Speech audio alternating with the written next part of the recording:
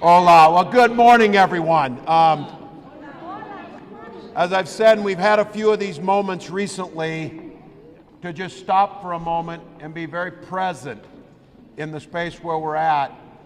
And this broad coalition of folks that call Minnesota home, this broad coalition who cares deeply for the dignity of each individual who's in this state, a broad coalition of folks who understand that making good policy and treating each individual with dignity makes all of us safer and makes our state even stronger. That's right. Today,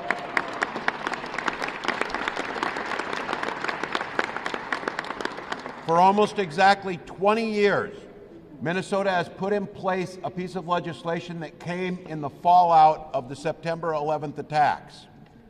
A piece of legislation that did nothing to improve public safety, but caused great personal harm, great community harm, and great economic harm to our state. That policy of denying driver's licenses to folks who were doing all kinds of jobs across Minnesota, of folks who were all kinds of people to someone else, sister, brother, husband, wife, mother, father, grandmother, aunts, uncles, friends, people that are here in Minnesota. All of us acknowledge we need the federal government to be good partners and get true reform so that folks that want to call Minnesota home and want to be here, we welcome them, want them here, and want to make that process easier for them.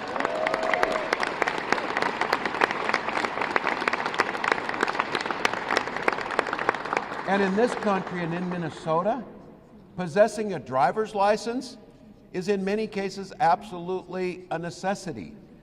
Public transportation doesn't exist, especially in large parts of rural Minnesota. Having access to the ability to drive is so many times the key to stable economics, to making sure you have a home to live in, making sure that there's a paycheck there.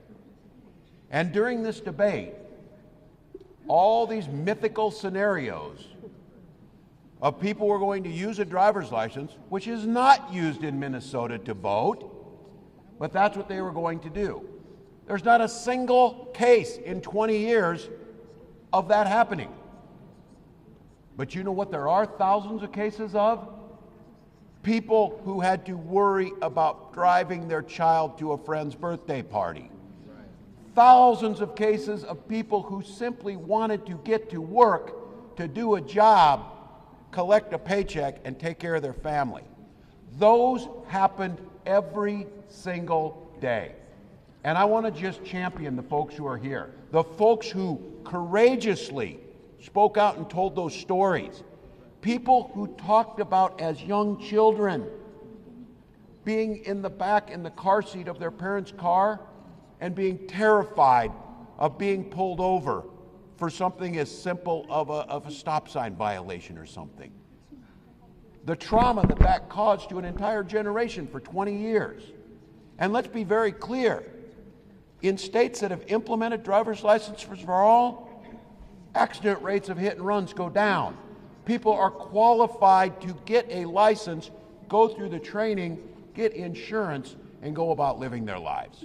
So I just want to say there are too many people here to single out individually, but I'll continue to make the case that the most productive and the most family-friendly legislature in this state's history, being led by Speaker Hortman and the House, and Senator Dietzig in the Senate, are talking about the issues.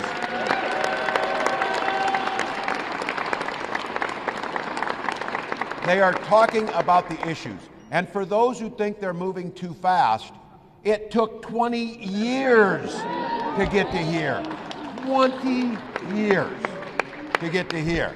There is no moving too fast on driver's license for all. And I would end with the young people in here and the organizations that stand behind me and the folks who were community activists or caregivers, which is simply a simple way of providing voice to people in their community. Those folks who did that work, and I recall, and it was out in St. Cloud the end of last summer, of folks that got engaged in their community and got engaged in the political process, the sense of belief and hope in a system that listened to them, that watched them do the work, that put these leaders in place, that then followed through to improve your community, this should give you hope. This is the way it's supposed to be done. Folks here, in many cases, who the system tried to force into the shadows, said no more.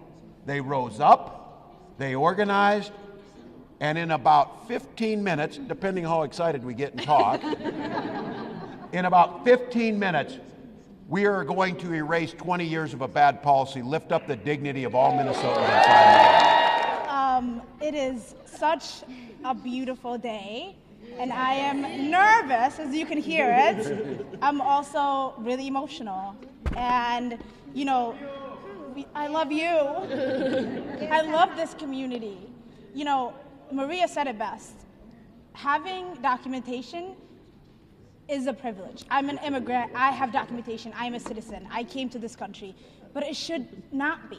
We should be allowed to let people get here and live their lives with dignity. And in a few minutes, the governor is going to sign this bill, and so many Minnesotans are going to be able to live their lives with dignity.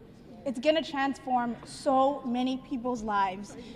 And I just want to say to the people who have not been heard by the people in power for decades, that we hear you and we see you, and I'm so privileged to be in this with you, and I'm so grateful you allowed me to be a part of this. This is work that has been done well before me, and it has been work that also has been done by my co-chief author, President Bobby Joe Champion.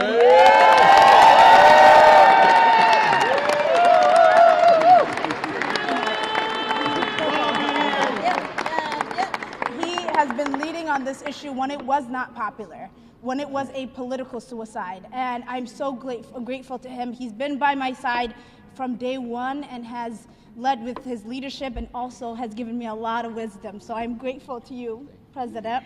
To my sisters, Maria and Aisha, this has brought us together, and we've been.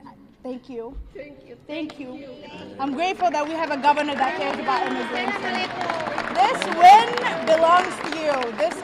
This is your win. It is your moment, and this is just your work, and I'm grateful to be a part of it. So thank you.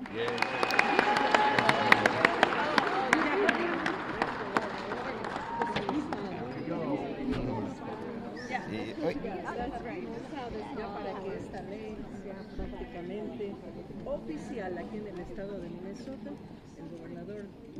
It's pretty. It's so pretty. Fue su primera gobernador en el año 2019. Se ha reelegido.